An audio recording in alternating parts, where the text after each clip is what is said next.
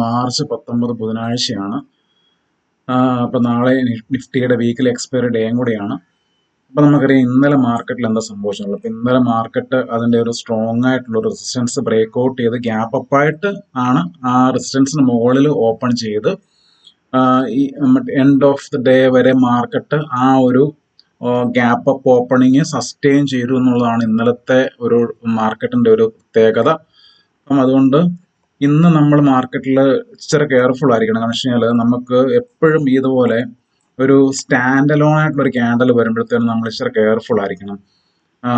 നമുക്കിവിടെ കഴിഞ്ഞ ദിവസങ്ങളിൽ ഇതുപോലെ തന്നെ ഒരു ഗ്യാപ്പ് ഡൗൺ ആയിട്ട് നിഫ്റ്റി ഒരു സ്റ്റാൻഡ് അലോൺ ക്യാൻഡൽ വന്ന ഒരു ഡേ ഉണ്ടാകും. അതായത് ഈ ഒരു ഡേയിൽ നിങ്ങൾക്ക് അറിയാൻ പറ്റും. അതായത് ഇവിടെ ഒരു ഹ്യൂജ് ഗ്യാപ്പ് ഡൗൺ ആയിട്ട് ഓപ്പൺ ചെയ്തിട്ട് ഒരു സ്റ്റാൻഡ് അലോൺ, ഇതിന് നമ്മളൊരു അതായത് ഈ ഒരു തൊട്ട് മുന്നത്തെ ക്യാൻഡലുകളായിട്ട് തൊട്ട് മുന്നത്തെ ദിവസങ്ങളിലെ ക്യാൻഡലുമായിട്ടൊരു ബന്ധമില്ലാതെ, അതാണ് നമ്മൾ ഗ്യാപ്പ് ഡൗൺ അല്ലെങ്കിൽ ഗ്യാപ്പ് അപ്പ് ഓപ്പണിംഗ് നമ്മൾ പറയുന്നത്. അപ്പം അതുകൊണ്ട് ഈ ഒരു ദിവസം അതായത് ഫെബ്രുവരി മാസം 24-ാം തീയതി ഒരു ഗ്യാപ്പ് ഡൗൺ ഓപ്പണിങ്ങിൽ, പക്ഷെ അന്ന് ഫുൾ ഗ്യാപ്പ് ഡൗൺ ആയിട്ട് ഓപ്പൺ ചെയ്തിട്ട് സൈഡ് വേസ് ആയിരുന്നു.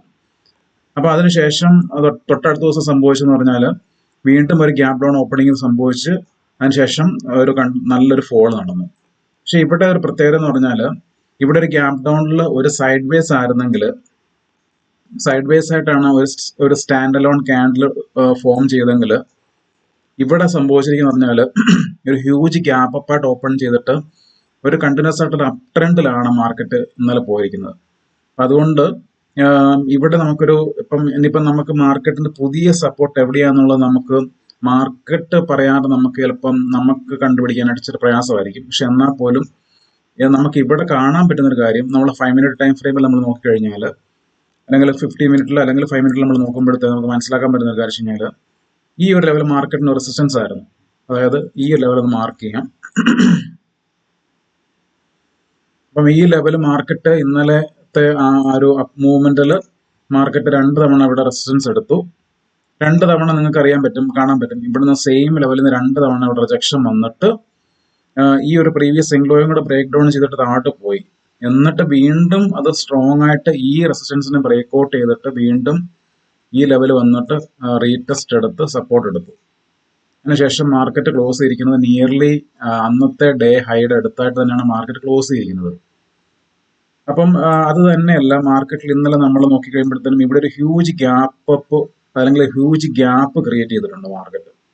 അപ്പം ഈ ഒരു ഗ്യാപ്പും ഭയങ്കര ഇമ്പോർട്ടൻ്റ് ആണ്. അപ്പം അതുകൊണ്ട് നമുക്കറിയാം എപ്പോഴും മാർക്കറ്റിൽ ഇതുപോലത്തെ ഗ്യാപ്പുകൾ വരുമ്പോഴത്തേനും മാർക്കറ്റ് എപ്പോഴും ആ ഗ്യാപ്പ് ഫില്ല് ചെയ്യാനുള്ള ഒരു ശ്രമം നടത്താറുണ്ട്. അപ്പം അതുകൊണ്ട് ഇൻ കേസ് മാർക്കറ്റ് ഇന്നത്തെ ദിവസം ഈ ഒരു ഇപ്പം ഇന്നലത്തെ ഡേ ഹൈ തന്നെയാണ് ഇന്നലത്തെ ഡേ ക്ലോസിംഗ് എന്ന് പറയുന്നത്.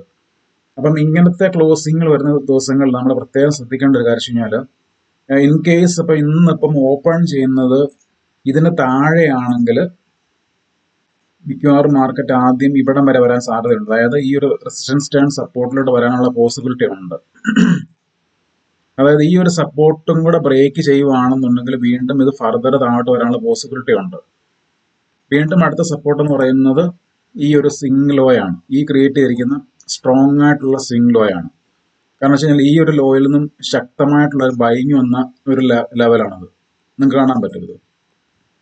അപ്പൊ അതുകൊണ്ട് ആദ്യത്തെ ഇപ്പം ഇവിടുന്ന് ഇൻ കേസ് ഇന്നത്തെ ദിവസം ഇന്നലത്തെ ക്ലോസിങ്ങിന് താഴെ ഓപ്പൺ ചെയ്തിട്ട് മാർക്കറ്റ് താഴോട്ട് പോരുവാണെങ്കിൽ ആദ്യത്തെ സ്വിംഗ് ലോ സപ്പോർട്ട് എന്ന് പറയുന്നത് ഇതായിരിക്കും. അപ്പം നിങ്ങൾ ഇൻ കേസ് ഇപ്പം നിങ്ങൾ രാവിലെ ഒരു പുട്ട് ഓപ്ഷൻ മേടിക്കുകയാണെങ്കിൽ ഫസ്റ്റ് ടാർഗറ്റ് ഇതായിരിക്കണം. അതായത് ഈ ഒരു റെസിസ്റ്റൻസ് ആൻഡ് സപ്പോർട്ട് ലെവൽ ആയിരിക്കണം ആദ്യത്തെ ടാർഗറ്റ്. ഇൻ കേസ് നിങ്ങൾക്ക് അത് ഹോൾഡ് ചെയ്യാൻ പറ്റുവാണെന്നുണ്ടെങ്കിൽ, ഇത് ഇൻ കേസ് ബ്രേക്ക് ചെയ്യുകയാണെന്നുണ്ടെങ്കിൽ അടുത്ത ടാർഗറ്റ് എന്ന് പറയുന്നത് ഇതായിരിക്കണം.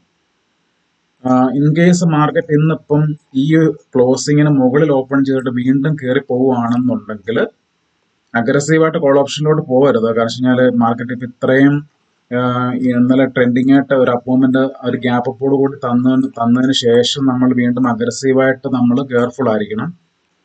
കാരണം വെച്ച് കഴിഞ്ഞാൽ ഈ ഒരു ലെവലിൽ വീണ്ടും ഒരു ഫോള് നടന്ന ലെവലാണ്. ഈ ലെവല് ഒരു റെസിസ്റ്റൻസ് ആയിട്ട് വീണ്ടും ആക്ട് ചെയ്യാനുള്ള പോസിബിലിറ്റി ഉണ്ട്. അപ്പം ഈ ലെവൽ ജസ്റ്റ് ഒന്ന് ഞാൻ മാർക്ക് ചെയ്യാം എന്താണെന്നുള്ളത്. അത് 22,919.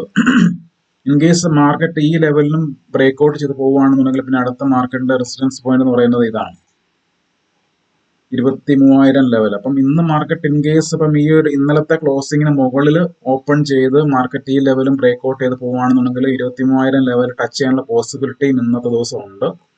പക്ഷെ ഇൻ കേസ് മാർക്കറ്റ് ഈ ഒരു ഇപ്പം ഞാൻ പറഞ്ഞ പോലെ ഈ PDCക്ക് താഴെയാണ് ഓപ്പൺ ചെയ്യുന്നതെങ്കിൽ മാർക്കറ്റ് ഈ സിംഗിളോ ടച്ച് ചെയ്യാനുള്ള പോസിബിലിറ്റി വളരെ കൂടുതലാണ്. കാരണം ഈ ഒരു ഗ്യാപ്പ് മാർക്കറ്റിന് ഫില്ല് ചെയ്യാനുണ്ട്.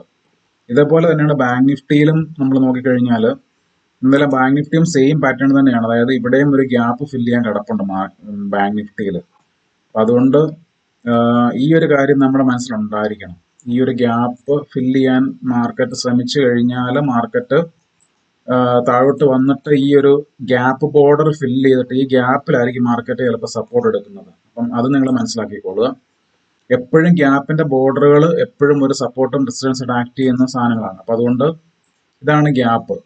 അപ്പം മാർക്കറ്റ് ഇൻ കേസ് താഴോട്ട് വരുവാണെന്നുണ്ടെങ്കിൽ ഇന്നും ബാങ്ക് നിഫ്റ്റിയും ഈ പറഞ്ഞ പോലെ താഴെ ഫ്ലാറ്റ് ആയിട്ട് ഓപ്പൺ ചെയ്തിട്ട് താഴോട്ട് വരികയാണെന്നുണ്ടെങ്കിൽ ഇതാണ് ഫസ്റ്റ്, അതായത് ഈ ഗ്യാപ്പിന്റെ ഫസ്റ്റ് ബോർഡർ ഇതാണ്. ഇൻ കേസ് ഈ ബോർഡറും ബ്രേക്ക് ഡൗൺ ചെയ്ത് പോവുകയാണെന്നുണ്ടെങ്കിൽ ഇവിടെ ആയിരിക്കും അടുത്ത സപ്പോർട്ട് എടുക്കുന്നത്.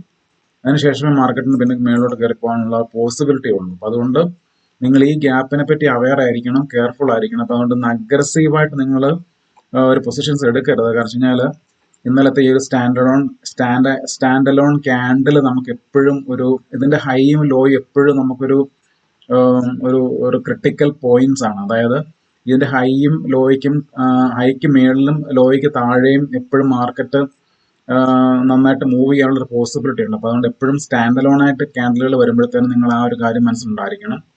ഇന്ന് വളരെ അഗ്രസീവായിട്ട് ട്രേഡ് ചെയ്യാതിരിക്കുക. മാർക്കറ്റിൽ ഇന്ന് ഓപ്പൺ ചെയ്തതിന് ശേഷം നിങ്ങൾ അരമുക്കാൽ മണിക്കൂറെങ്കിലും വെയിറ്റ് ചെയ്തിട്ട് മാത്രം മാർക്കറ്റ് സ്ട്രോങ് ആയിട്ടുള്ള ഒരു റെസിസ്റ്റൻസും അല്ലെങ്കിൽ സപ്പോർട്ടും ഇൻട്രാഡേയിൽ ക്രിയേറ്റ് ചെയ്യുന്നതിനും വരെ വെയിറ്റ് ചെയ്തിട്ട് ട്രേഡ് ചെയ്യുന്നതായിരിക്കും ഏറ്റവും നല്ലതെന്ന് എനിക്ക് തോന്നുന്നു. അപ്പം ഓക്കെ, ഹാപ്പി ട്രേഡിങ്.